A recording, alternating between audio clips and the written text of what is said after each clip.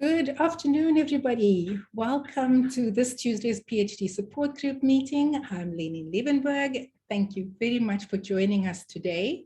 Today, the UKZN Student Support Services team joins us again for the second part of this two-part session on physical wellness. Last week, we had an information-packed session on the importance of focusing on nutrition, fitness, and sleep hygiene. And today we'll focus more about the benefit in considering ergonomics, mindfulness, and yoga. I am very much looking forward to this team, let me tell you that. So before we begin, just a reminder that this is a very informal session, so please feel free to place any comments in the chat box, use your reaction icons whenever you feel like expressing yourself. We love that. This is supposed to be a nurturing, supportive environment. Please do engage with us. Right, so with that, I'll be handing you over to the UKZN Student Support Services team. If I remember correctly, I think it might be Christy Greener who will be doing an introduction and then handing over to Sue and a very special guest. So Christy, over to you. Welcome. Thank you, Prof. Lenine. Welcome everybody to our session for today. So a few weeks ago, I held a session on, well, it was a few months ago actually, mental health and wellness. And we explored the connection between physical and mental health, how the two are actually linked and they influence one another. So today we're going to be delving further into the mind-body connection. And our chemistry and biology influence our moods, our ability to concentrate, our memory, our brain functions.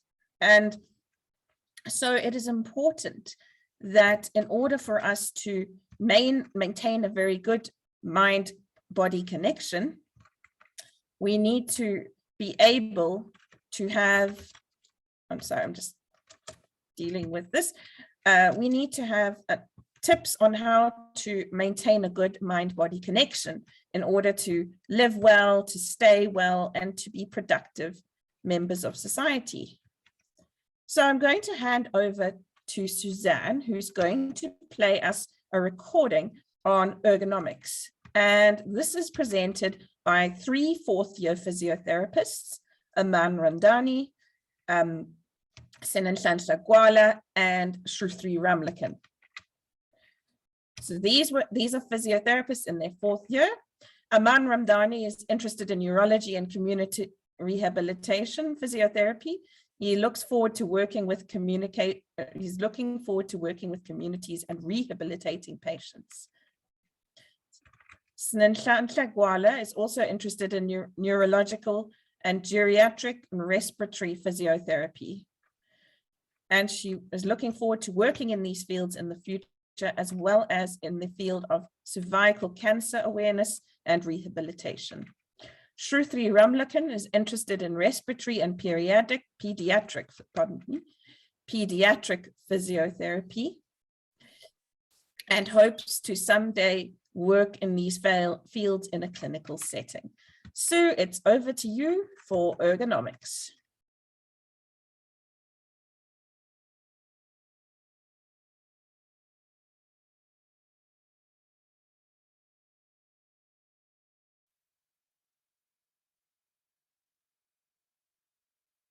So we're going to start off with what is ergonomics. So ergonomics is a scientific discipline concerned with understanding of interactions among humans and other elements of a system in order to optimize human well-being and overall system performance. Now that's quite a mouthful. So it basically means we are determining how efficient people are in their work environment. So some tips for creating an ergonomically friendly environment at your desk is the first one is to raise your chair until your elbows are at the height of your keyboard. If your elbows are too high or too low, it causes you to bend your wrists more to accommodate for this. This can also result in pain in the wrists and even carpal tunnel syndrome. The next point is to make sure your feet are always supported on the floor, or a footrest while making sure your hips are slightly higher than your knees. This allows you to distribute your weight through your feet and not only through your pelvis and hips. Sit as far back in your chair as possible in order to feel lumbar support. This helps you to sit upright and maintain a good posture. If you have no lumbar support in your chair or your chair has a flat back, a good way to introduce some lumbar support is to put a pillow behind you. Keep your elbows close to your body. Your shoulders should be relaxed, and having your elbows further away from your body makes it difficult for you to hold your arms up for longer periods of time. If your chair has armrests, make sure they are supporting your forearms or tucked underneath the desk. Make sure you position the monitor or screen so that the topmost line of your work is in line with your eyes. This will prevent you from bending your neck to view your work and can be a severe source of neck pain. You should position yourself approximately 40 to 50 centimeters from your monitor screen as to not strain your eyes. And you should also keep your keyboard and mouse close to you to avoid reaching forward, so your wrists should be in line with your forearms.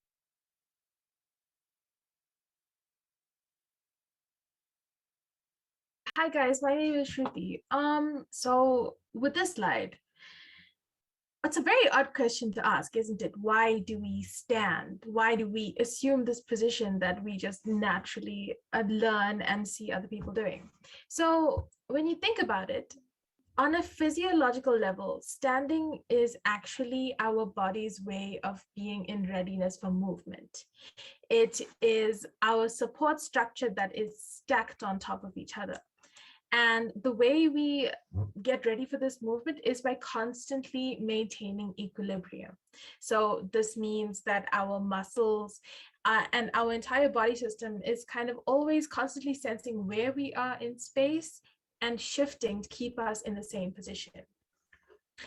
From an evolutionary perspective, standing allowed us to use our hands and tools as well as see farther, and allowed us to build complex structures because we have those limbs free. Okay, can you move on to the next slide, please? Okay, so now we move on to why we sit. So in the advent of the modern workday, sitting has become very prevalent. And as we all experience, it's become a necessary form of our school and work lives, as well as a shift to our entertainment and education systems. With standing upright, the muscular system shifts and corrects position minutely, almost constantly. We do not stay still for constant periods of time. So this is actually important with the topic we're talking about with ergonomics. When we are talking about how we are going to keep our body correctly positioned and in optimal health in these situations that we have to face for being in one position for a prolonged period of time, we have to understand that you are not built to sit sedentary in one position at one time, for prolonged periods of time. You are constantly shifting, and you'll notice when you stand, people tend to sway. That's because we constantly have to shift ourselves back into the position we need to be in.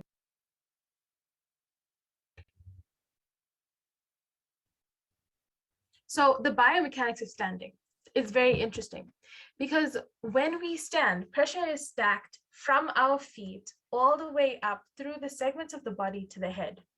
What this means is that when we have a good standing posture, as you see on the left, it's aligned roughly in a straight line going from the middles of our head to around somewhere around our ankles. That's important because when you get pressure changes and you move and your posture changes, then your center of gravity changes. Now, these postural changes are not good for us because over time we can adapt and this becomes semi-permanent. Standing is good for the cardiovascular system and muscle health in moderation. This is because it requires a lot of energy, and the changes in gravity will allow our cardiovascular system to work harder to do the things we are required. But The next point, prolonged standing means compression of the spinal column, stress on the lower legs and feet, more energy spent on maintaining a position, as well as stress on the foot and ankle. Now, it does sound like standing has its purposes, but also its disadvantages.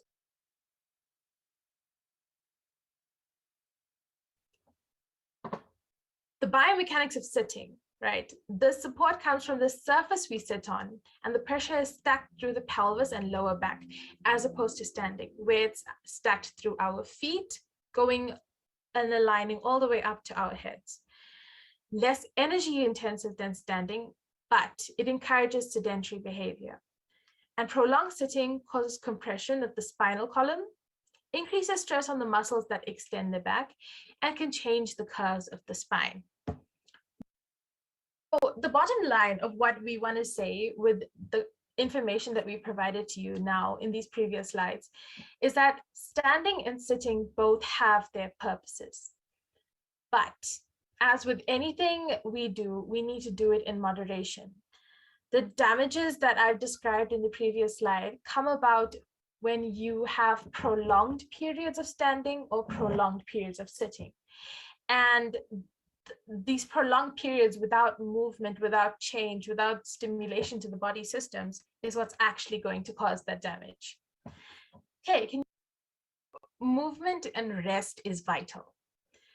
So you should take breaks from standing or sitting, and ways you can do this is to move around the room, to stretch, to take a short walk for a break. And we'll tell you more about this in the coming slides. But the bottom line here is that you need to space your activities in a day to avoid these negative consequences or even minimize. Okay, I'm going to hand off to my colleague Sneh to tell you about why movement is so important. Hello everyone, I'm Sneh. So I'm not gonna go into detail with the physiology of why movement is important, because you can go to Google and find that. I just want to go practically. So we know that throughout history, humans have been species that just move. We've been moving. And now we're finding ourselves in positions where we're sitting for long periods of time. And imagine a person that is sitting for 8 hours a day, of course, moving throughout a bit, and then you go home at 4. What do? Your favorite show comes on, you watch 90 Days, 135, you watch your favorite shows. So you see there's that pattern of where you're coming back from work and you're still sitting, even at home. One point on why movement is important, it's because humans are born to move. Our bodies are designed to move, not just in a straight line, but in all directions, whether you are bending, rolling, twisting, crawling, jumping, or even carrying or reaching for stuff. Those are all natural movements that our bodies are designed to do. And all these movements are safe, but we do not do them enough. So if any of you guys have heard about the use it or lose it rule, and physio, we usually speak about this very much, because what it essentially means is that if you do not use a certain thing for a period of time, then you will lose it. So let's say you have back pain. Now your body will tell yourself to not move your back, and then you will use other parts of your body to compensate for your back pain. So if you're sitting for long periods of time and then you have back pain, and then you start limping. So let's say you are using your left side more, weight bearing on your left side more. So then the muscles on your left side, on your right side are getting stiff, because why? You're not using them. Your back is getting stiff. So it's not just one place that is affected. If you ever notice, people that are always in one position, we did our clinicals at RK-Khan, and most of the people that we saw were bedridden patients, and most of them would get constipated because they were not getting that movement. There was nothing encouraging the bowel movement. There was nothing encouraging any sort of like clearing out of accumulated product. So we move to strengthen our tissues, such as muscles. From a young age, as a baby, you are crawling, and that on its own strengthens your bones. And when you move as an adult, that also helps you with regards to strengthening and maintaining your bones, right? And also movement, which I think everyone likes. Moving helps to or encourages you to store extra energy in muscles rather than to store it as fat, which is nice. You get shredded, guys, while you move. You see the people, the pictures we have here, people exercising. Exercise helps you to store energy, not as fat. You get shredded, you'd have a nice body. So what is a movement routine for when you have to sit or work for long periods of time? What can we do? So instead of writing, you could do push-ups and all of those. I wrote, you could stand up or walk during phone calls. If you have a freehand phone, have standing up walking meetings rather than sit down meetings. Eat your lunch away from your desk. Use breaks to move. Walk during those lunch breaks, and walk to your colleague's desk instead of phoning or emailing them. I'm pretty sure like 80% of us are guilty of this. I'd be sitting in my room and there's a person who's 2 doors away from my room. Instead of going to them, I'd WhatsApp them. So it's a challenge with all of us to, instead of taking the lift, take the stairs to get that exercise in. Any movement is good. Park your car away from your office entrance. With correct footwear, so things that you have to look for when you are buying shoes. One, they must feel comfortable as you wear them. Heels alter the whole body posture and cause pain, like whether it is in your foot itself or it is in the muscles or the calves, they cause pain. Okay? So if you have to wear heels, pick ones that are lower, go down in size, or pick a wedge. Okay? I know that wedges are out of style currently, but to protect yourself, protecting your back, and also making sure that you are not causing yourself pain. Thank you so much for the opportunity. And I just wanted to say, like, the main point of our presentation is that any movement is good movement. Your progress is not linear, it's more circular. So as long as you are moving, and this applies to everyone, as long as you are moving towards incorporating that movement, it's a success.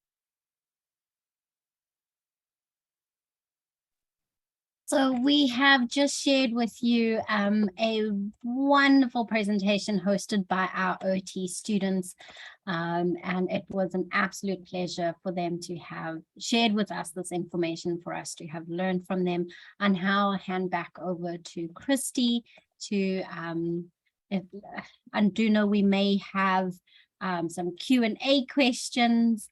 But I'm just wondering if there are any out there that we may bank if we don't have any physiotherapists in the room. Then we can definitely get those questions back to the physiotherapists, and we can definitely share them in our common space emails. I love the question, what about pumps, the old faithful everyday shoe? Yeah, I certainly agree with making better decisions around the shoes that we wear. And yeah, over to you, Christy. All right, thank you very much, Sue, and our 4th year physiotherapy students. We now move on to a presentation by Miss Angelique Slabbert entitled, give me 2 seconds to find the title, sorry. Which is entitled The Mindful Movement of Personal Therapy. Miss Slabbert is an environmental enthusiast, master's psychology student, yoga and exercise instructor, worked as a forest school teacher in a program called Kinship, teaching school yoga, leading retreats across the Transkei and Drakensberg. Sorry, don't know what I just said there, Drakensberg, and a corporate a wellness provider providing mindful yoga sessions and retreats.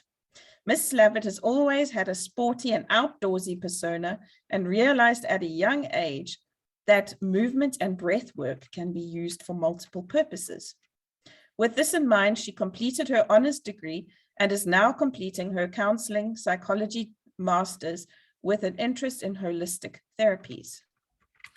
Ms. Slavitt utilizes mindfulness, meditation, and physical asana tools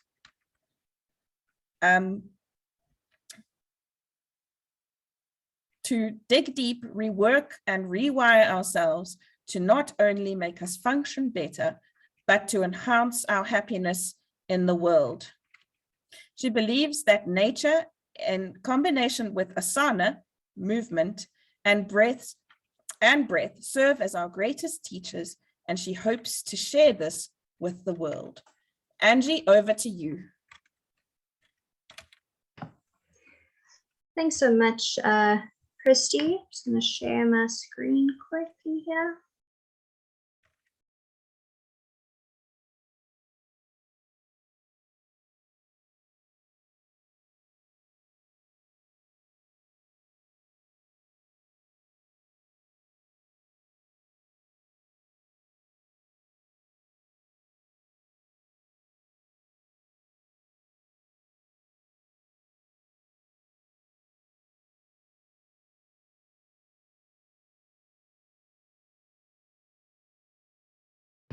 Okay, Chrissy, can you just confirm whether you can see this?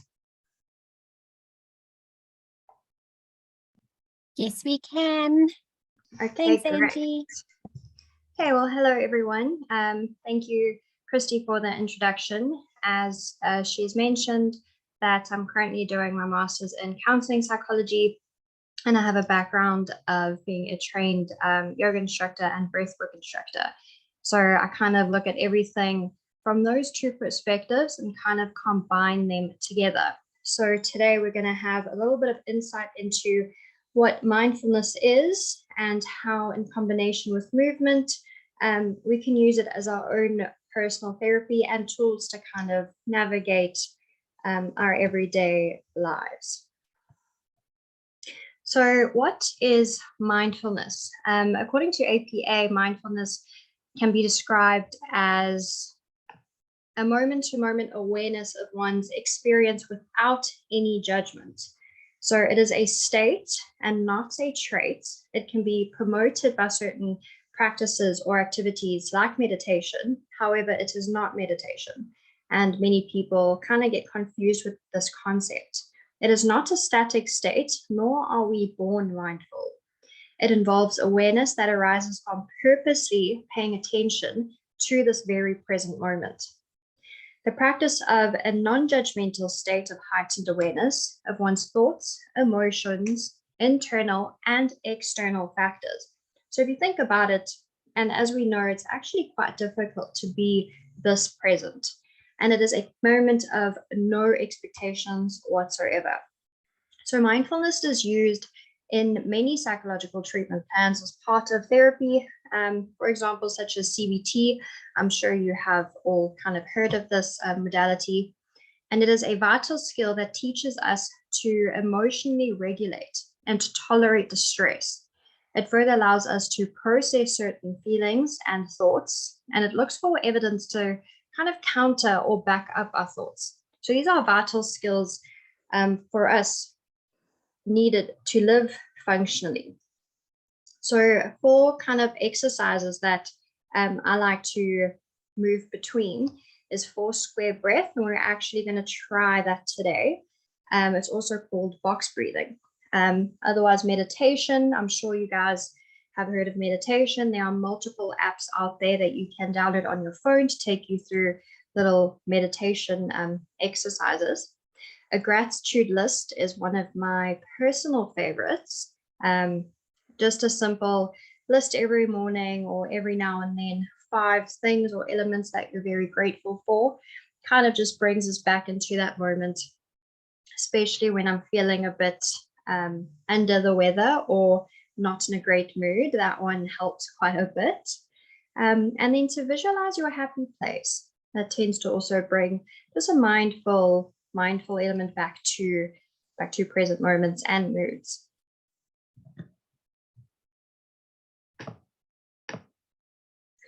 Okay, so box breathing. So like I've mentioned, this is something that we're actually going to try if everyone would like to give it a go with me. So this technique is also known as square breathing, and it's used when taking slow, deep belly breaths. So it can heighten performance and concentration while also being a powerful stress reliever. So very, very important technique to learn.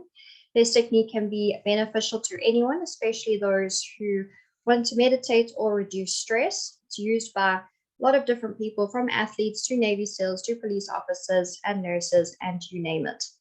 You may also find it helpful if you have any type of lung diseases, such as chronic obstructive pulmonary disease. So it's used in many different settings for many different reasons.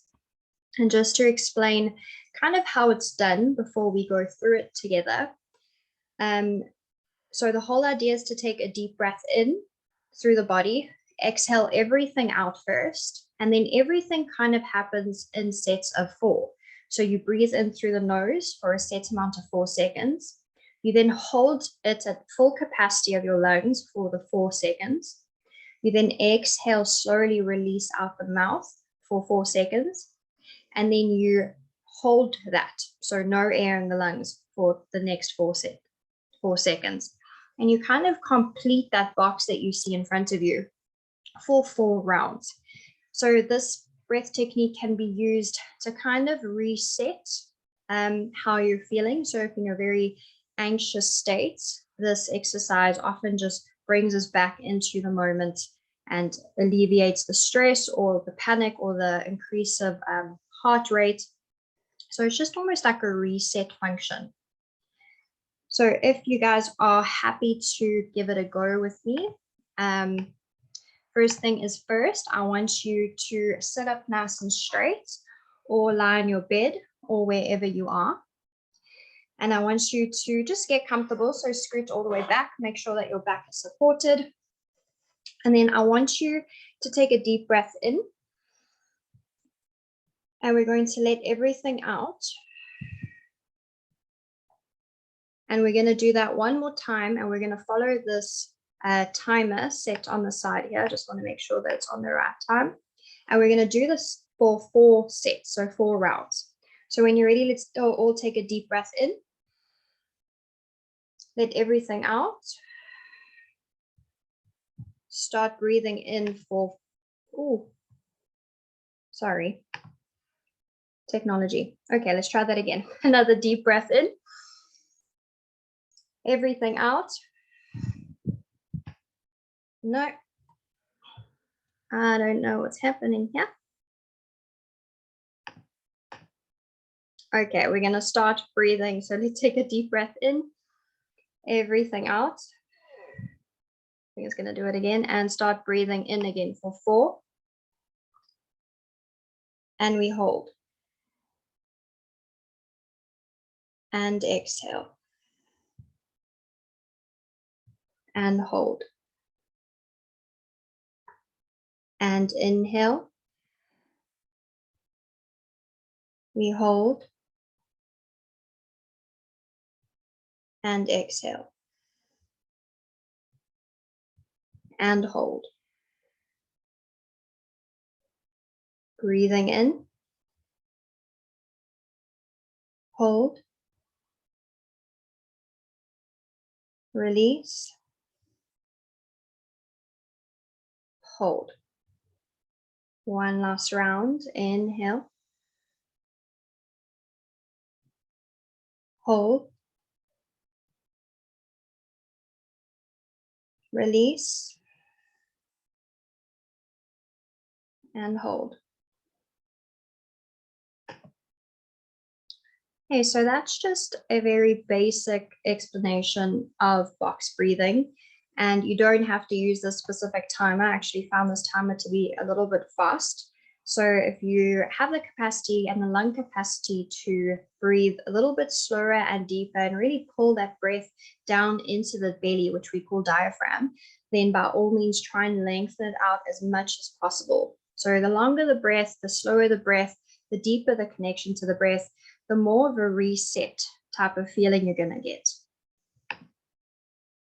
Okay, so why is this so important? So as humans, we create suffering and problems in our own minds, unfortunately. So our sense of self, so who we are, is heavily influenced, as we know, by activities such as ego, attachment, discrimination, our marks that we get in school and programs, type of comments we get online. So it's very vulnerable. And when we practice mindfulness, we discover more about our real motivations, our real sets of feelings, our reactions, our emotions, and we become more meta-aware of ourselves without all of these external factors. So we can then train our mind by trying to or learning to control those thoughts. So we start to control then which thoughts we give attention to, and then that will lead to us controlling our emotions. So the secret to happiness, and I'm sure we have all heard this in multiple movies, songs, and wherever else, it is a choice. And unfortunately, by the end of the day, it's not a very easy choice. I think we would all like to just choose to be happy every day, but there's a lot of effort and work that goes on in the background to actually achieve that. So thoughts can be seen like clouds. So they kind of come and go, but you choose, or you have to choose which thoughts to actually give your attention to. So it allows you to free your mind and detach from hurtful things, other hurtful thoughts, and even people. So in terms of being a student, practicing mindfulness and breathing techniques can have improved memory, ability to focus longer, can lower anxiety levels, it can lower emotional reactivity, and then reduce stress. And also help with heightened visual attention processing. So one other mindful skill that I think is quite important and just a vital skill for everyone to learn is the concept of wise mind. So in every situation, you can kind of always apply whether you're using your emotional mind, your rational or logical mind, or whether you're using the synthesis between the two, which is the wise mind. So in every situation, we can always think how we feel emotionally, but we can also have a logic side. And we as people tend to fall within the one or the other. So we often have elements of both, but we always lean towards one side more. So we always kind of have to work really hard to get to the wise mind, which is the middle part, the synthesis of the two. So we can grab elements of both and then make sure we always act behaviorally in the wise mind. And that's not easy to do. So that is where mindfulness and breath work comes in. So we actually have control over how we behave, how we deal with people, how we are perceived, not just react very emotionally without any thought of consequence. So what is yoga? Yoga is essentially a spiritual discipline based on an extremely subtle science, which focuses on bringing harmony between the mind, body, and soul. So the practice of yoga leads to the union of the individual, the consciousness, the universal consciousness, indicating this perfect harmony. So the aim of yoga is self-realization, to overcome all kinds of suffering and to reach the state of, let's call it freedom. And if you think about it, it's quite similar to Maslow's hierarchy of needs. And this is a nice pure link between Eastern and Western, this aim of self-realization. So physically, it further balances the nervous and endocrine systems and massages these internal organs. It can send fresh oxygenated blood to tissues and cells of the body, which helps improve circulation, the skeletal structure, and keeps our joints nice and mobile.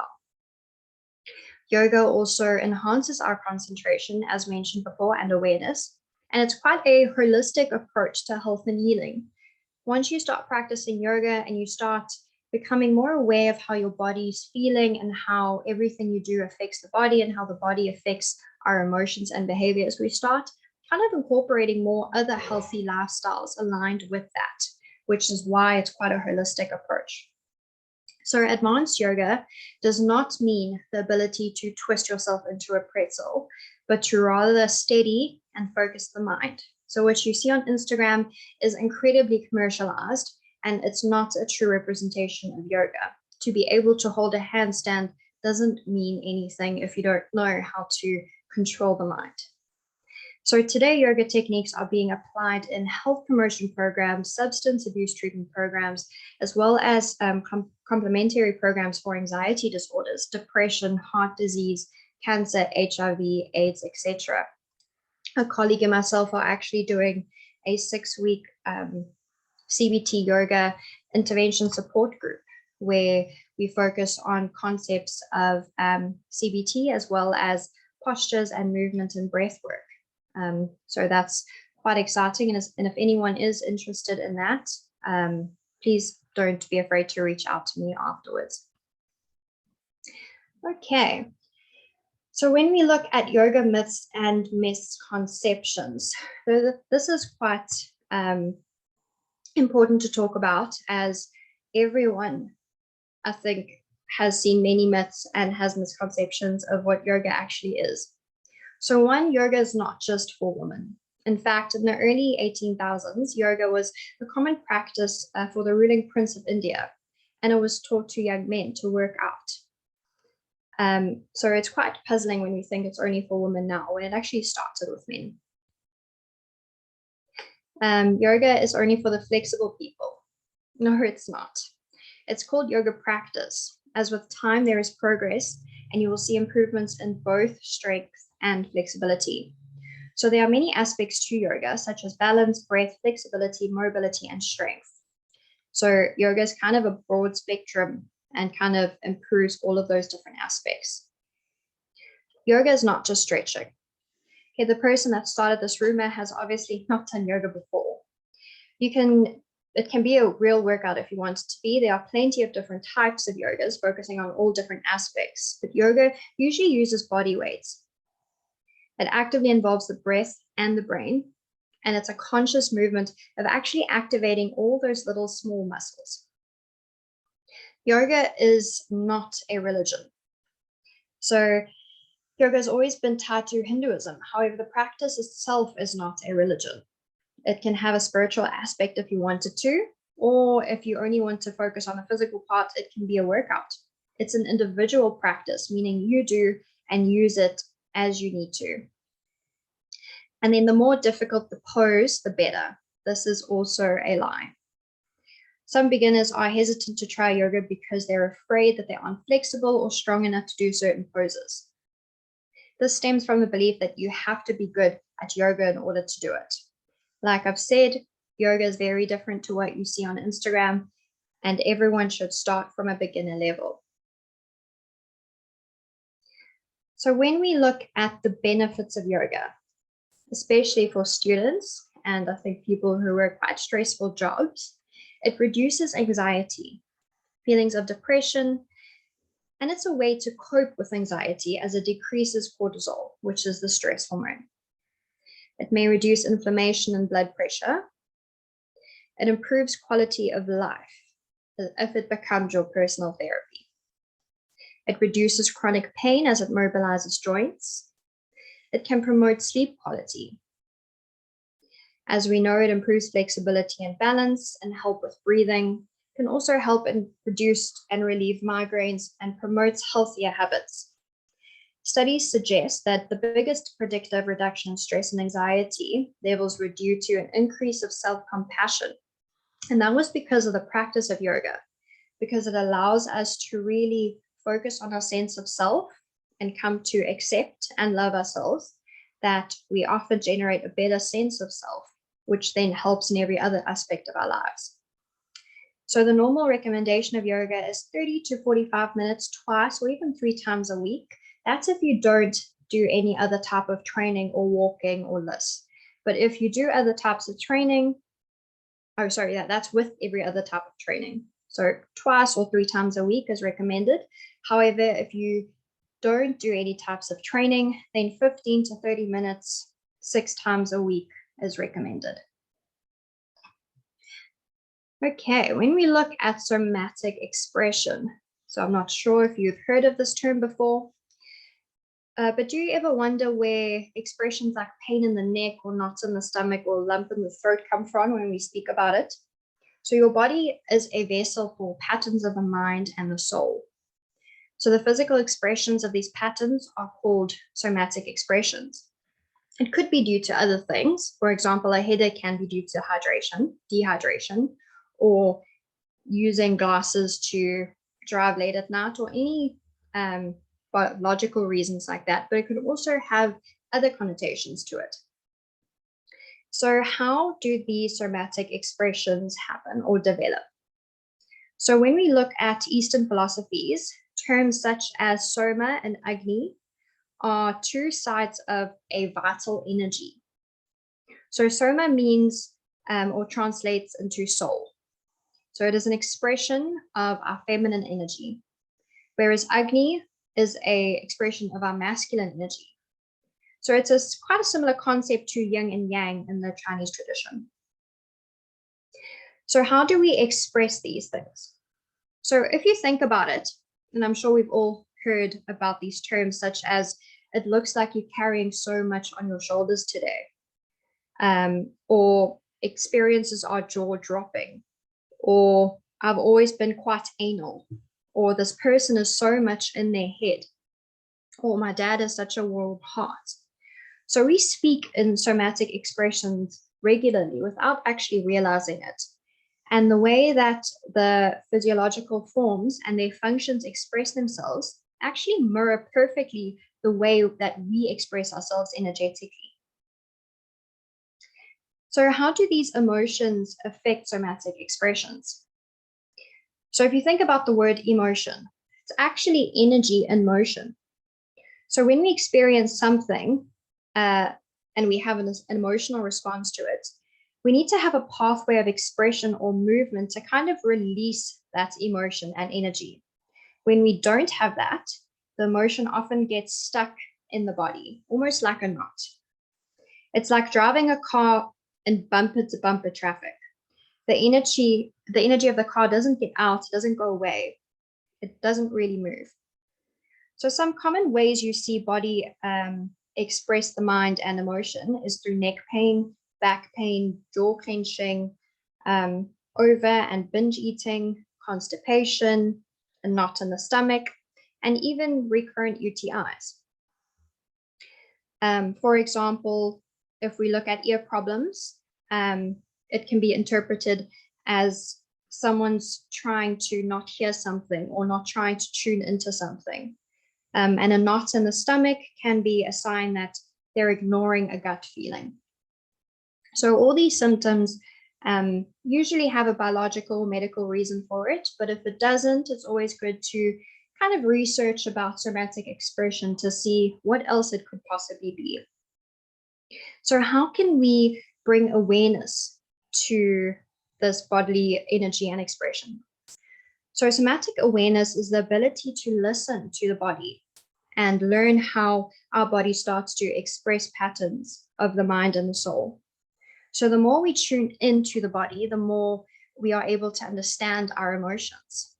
And one way to kind of tune in is through movements such as breath work or yoga. So we're going to end off by trying a few yoga poses, but chair yoga. And don't worry, it won't look like anything like this picture. I can't even do that. But we are going to try simple forms just to see how the body's doing, to see where we hold our tension in the body, and just to become more physically aware, and perhaps just make you relax a bit and stretch out the stiffness from sitting and listening to this talk the whole time. So often sitting at desks for long periods of time, as we do as students, we create a lot of tension and stiffness and pent-up energy in the body. So we need to make sure that we're going to get moving just to kind of stretch it out. So if you guys are happy to try it with me, we're going to focus on some neck stretches, some spinal movements, a nice glute stretch, and a hamstring stretch. And then maybe even end off with a tense body combined with a breathing exercise. So I am just going to stop sharing and then open up my video.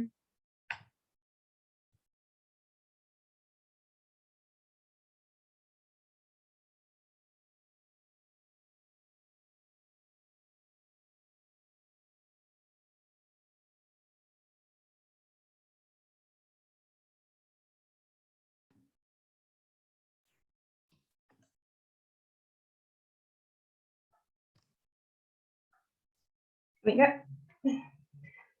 Okay, Suzanne, can you just let me know if you can hear me from here? Okay, great. All right, hello everyone. Always nice to put a face to a voice, so this is me. So like I said, we're going to start with just a few movements in our chairs. So wherever you are, just make sure you're sitting up, just to kind of get the body moving. And these are exercises, movements and stretches that you can use every day, specifically while you're sitting at your desk for quite a long time, when you're studying, or even when you're writing a paper. Go ahead and stretch it out. It'll actually help you feel a little bit more relaxed. So you don't have to put your video on if you don't want to. If you'd like to share it, please put your video on. But we're going to start by sitting actually on the edge of our seats. So if you can just scoot forward, I'll move to the side. So squat on the edge, and I'm rooting both my feet flat on the floor, and my hands are on my knees. From here, I want you to take a nice deep breath in, and just exhale it out gently. So we're going to start with some movement in the spine combined with a breath, just to make sure that we're moving energy up and down through the spine. So I'm going to turn to the side just so you can see my actual movement. So as we inhale, I want you to grab a hold of the knees and start to lift up the chest. You can see there's a nice bend or an arcade in the spine, and we're going to look up. So this is on the inhale. And as you exhale, I want you to start rounding out from the spine, from the bottom, kind of curving down, rounding out, bringing the chin to the chest, holding onto the legs and flaring out those elbows. So really try to stretch out the back as much as you can. And then on the inhale, start to move up again, straighten out the spine, look up, move the chest up. And exhale, we round out as much as we can, trying to really form the body into a nice ball. 2 more times, inhale all the way up. See if you can really lengthen out the spine as much as possible, trying to kind of be over dramatic. And as you exhale, round it out. 1 more time, all the way up. Really feel that sensation of stretching. And exhale, release, round it all the way down. Inhale, slowly come to a neutral spine, making sure the shoulders are in line with the hips. And just kind of notice how that feels in the spine, getting nice and loose. We're going to take a deep breath in.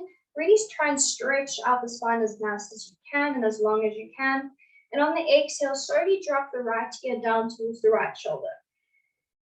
So just start to feel the stretch in the left trap from the ear all the way down into the shoulder. If you want, you can go and place your hand on the head and just kind of pull it down slightly. Just really lengthening that muscle group here, releasing any tension. Often we carry stress on the shoulders and in the scapulars. Taking 1 more full deep belly breath in.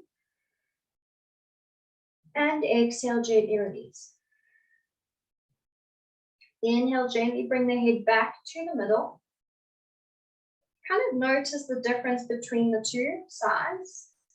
And as you exhale, gently drop the ear over towards the opposite side. If you're like me, you might hear a click. It's fairly normal. Go ahead, take an inhale, place the hand on the head. And as you exhale, just gently start to pull it down. Not too much. You shouldn't feel any pain or discomfort.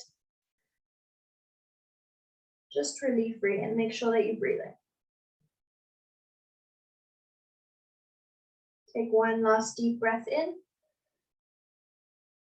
And one last release. Gently release, inhale all the way back to center. And just notice how you feel once again. Moving on to our glutes. So often we carry tension and trauma in the glutes. So we're going to go ahead and pick up that right leg, kind of bend the knee so you drop the ankle onto the opposite knee. So you can kind of see I'm all squared here. Your knee might be quite high. That's perfectly fine. It just means you have really tight glutes. All I want you to do is place both hands on that top knee. Take a deep breath in. Make sure you're sitting up nice and tall. And as you exhale, just gently start to push that knee down. Notice how that feels in the leg and in the hips. You might even feel a pinch at the back of your lower back. And just slowly start to lean forward if you feel comfortable. If you're really tight, don't start to lean forward. So just listen and really tune into the body at this point. So what I look like right now might be quite different to what you look like or feel, and that's very normal. So it's very important to focus and become mindful of your state and not someone else's. So really breathing into that glutes, actually imagine pulling the breath down into those muscles. Staying here for one more deep breath in. And one more release. Beautiful. Inhale, slowly come up. We're actually going to extend that leg all the way straight. And then go ahead and drop the heel down on the floor. You can't fully see me there, but my heel is flat on the floor and that right leg is all the way straight. We keep the opposite leg bent. We take a deep breath in. And as we exhale, we're just slowly going to slide that right hand down onto the leg and kind of lean forward. So it should have an intensified stretch in the back of that hamstring or the back of the knee. Make sure you're sitting on the edge of your seat so you actually have the ability to do this. And as you exhale, just start sliding down that hand on the leg, but make sure the back is nice and flat. So if you start rounding out, you know you're doing it wrong. I want you to keep the back flat and just start leaning slightly forward. And then we make sure we breathe. 2 more deep breaths here. 1 more deep belly breath in. And a gentle exhale. Inhale, slowly come up. Go ahead and rebend that leg. Place the foot down. And kind of notice if you can feel any differences between the 2 legs for a moment. And when you're ready, take a deep breath in. That leg knee is going to come all the way up. Go ahead and drop the ankle onto the knee. And we're going to move on to the glute on the opposite side. So whichever leg you just did earlier, make sure you're doing the opposite one now. Once again, always keep the back nice and flat. Place the hand onto that top leg. Maybe notice any difference between this side and the other side. This knee might be quite lower down. It might be up here. You might not even have gotten your leg on the knee. So wherever you are, just take note of it. It's very important to notice where we carry knots. So when you're here, take a deep breath in. And just exhale, slowly start to gently guide that knee down. So we don't want to promote any injuries here. It's a very gentle push. And then we breathe. Once again, just imagine that breath moving into that glute. We're just wanting to release some tension, let the muscle relax, and you'll end up relaxing as well. Taking 1 more deep, steady breath in. And 1 more exhale. Beautiful. Inhale coming all the way up. We're going to straighten that leg, take a deep breath in.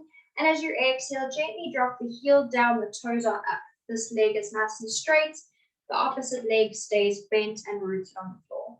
Take a deep breath in. We're going to keep that back flat as possible. And as you exhale, slowly start to slide that left arm all the way down. You might notice that this side you can kind of touch the toes, or you might be up higher on top of the knee at this point. Really doesn't matter. Just start to become aware of the 2 differences in the legs. My right leg is a lot more flexible than my left, and I know that I'm a lot more mobile in my right hip than my left hip as well. So it's very important just to notice these things. So I have to practice more on my left than I do my right. We're going to stay for one more deep breath in. Really feel that pull in the back of the hamstring. And your last exhale. Beautiful. Inhale, coming all the way up, rooting both feet back on the floor. Just notice how the body's feeling. And we're going to end off with a little bit of a breath and combined movement exercise where we're going to tense up the full body and release the body with an exhale. So for this exercise, it's great to do if you're struggling with insomnia, you want to get to bed, or you're very, very stressed and you feel like you just need to zone out. I want you to scoot to the back of your seat, get nice and comfortable. And we're going to move with the breath here. So as we inhale, I want you to start squeezing the full body. So I'm going to give you specific muscle groups to squeeze. And I literally want you to squeeze and activate those muscles. And as we exhale, I want you to relax and release into the chair. Okay. So if you're feeling comfortable, maybe bring the eyes to close. And I want you to start taking a full deep breath into the chest and the belly. Just to kind of bring us back down from a high vibration. We just want to slow our breath down for a bit. Just start listening to the sound of the breath, how it feels to breathe. And then I want you to take a full deep breath in. Exhale everything out. On the next inhale, come onto the tippy toes and really squeeze and flex the feet. As you exhale, relax, put the feet down. Next inhale, come onto the tippy toes, flex the feet and activate those calf muscles. Squeeze, squeeze, squeeze. Exhale, gently release and root the feet down.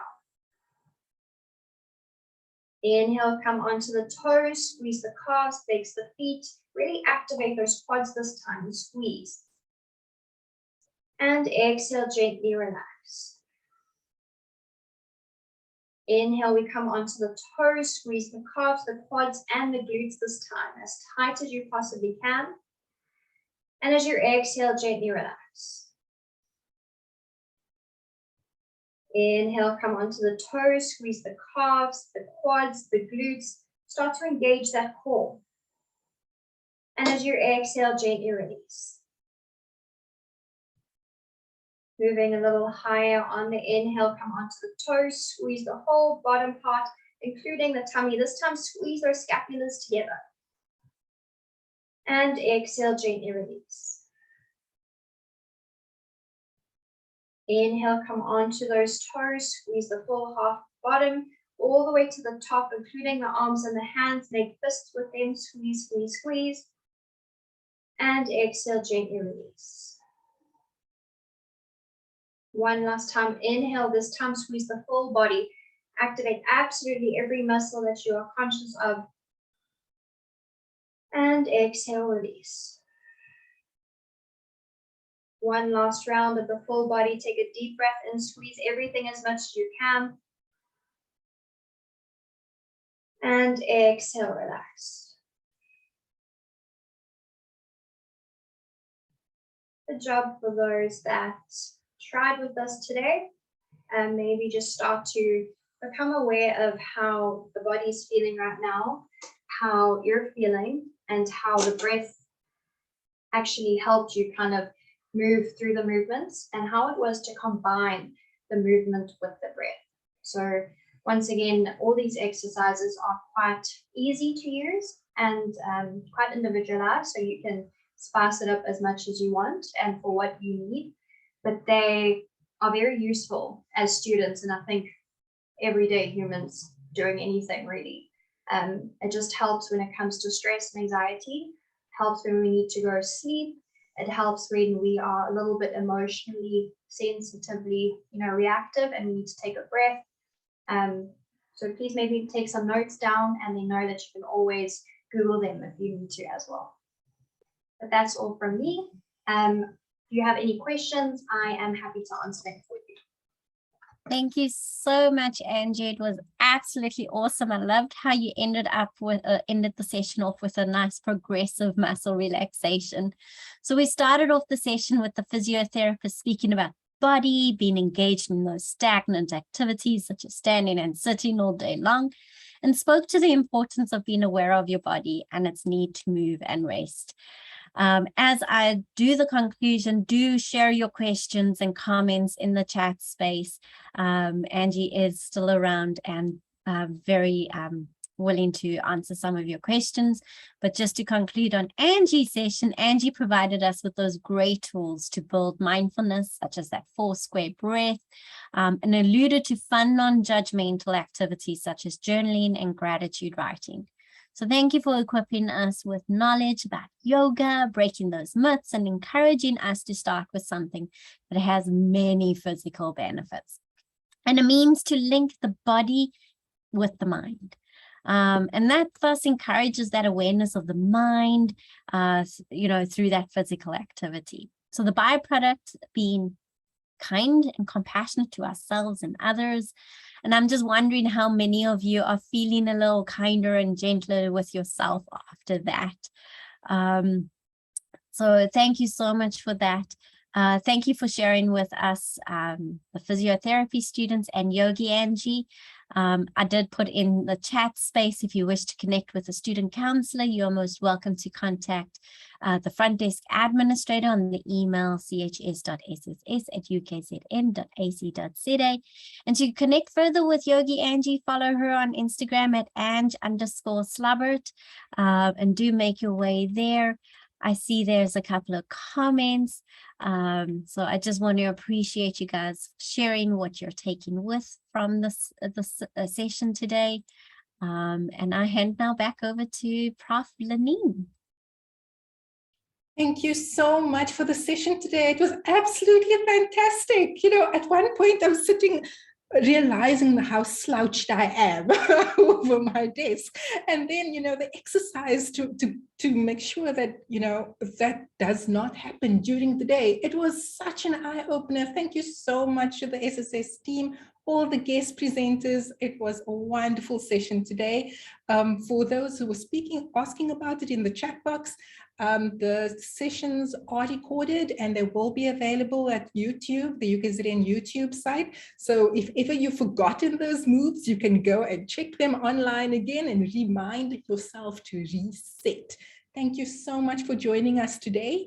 Next week, be sure to join the Tuesday PhD support group meeting. We'll be having Lewin Moodley online to host a session on accountability and how to use this to meet your goals and enhance your performance or productivity. Thank you again, everybody, for joining today. I'm going to go move now. See you next week. Goodbye.